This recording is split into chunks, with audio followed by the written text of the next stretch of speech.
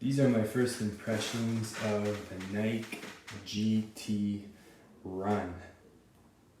So first I'll show you the traction. You can see that it's raised, so it doesn't look like it would last very long outdoors. I tried it on my hardwood floors indoor and it had an amazing bite, so it looks like it's definitely an indoor shoe. As far as materials, one of the most interesting things is the upper. It's this very lightweight synthetic material that seems to be designed for airflow to keep your feet cool. So obviously breathability is important because overheating our extremities is bad for performance, just like freezing our extremities would be bad for performance. The tongue is also super slim. You can see it's transparent in some areas, but it has these little pads so that if you're tightening the laces, it's not going to unnecessarily pinch your foot, so it feels good even when it's tightened up. Got a bit of an Achilles pad there and a pull tab at the back.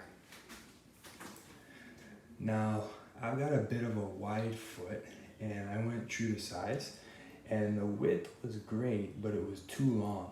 And because it's too long, the design of the shoe didn't work well with a heel-toe transition for me, so I'm gonna have to return these and get a smaller size.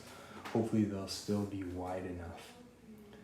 But really, so far, the best feature of this shoe is the upper. It really hugs your feet and it makes you feel like basically you're just running on a cushion. It makes you feel like you'd be really fast wearing these shoes. If you usually wear the KD line, you may also want to go a half size down, just as a comparison. There's a slight bit of an outrigger here at the bottom, so you also feel very stable in this shoe. That's also one of the good things about the cushion. You can really feel it in both the forefoot and the heel. The cushioning feels a lot like the KD13 cushioning, where you're gonna have great impact protection and also some energy return. Let's compare it actually to the KD13.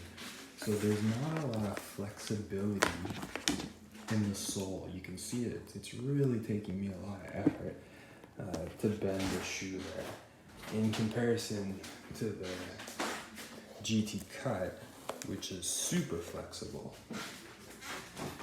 you compare it to the KD13, you see it has the similar rigidity in the sole, whereas if you're thinking about the KD14, it's very different. There's lots of flex in the forefoot. So basically,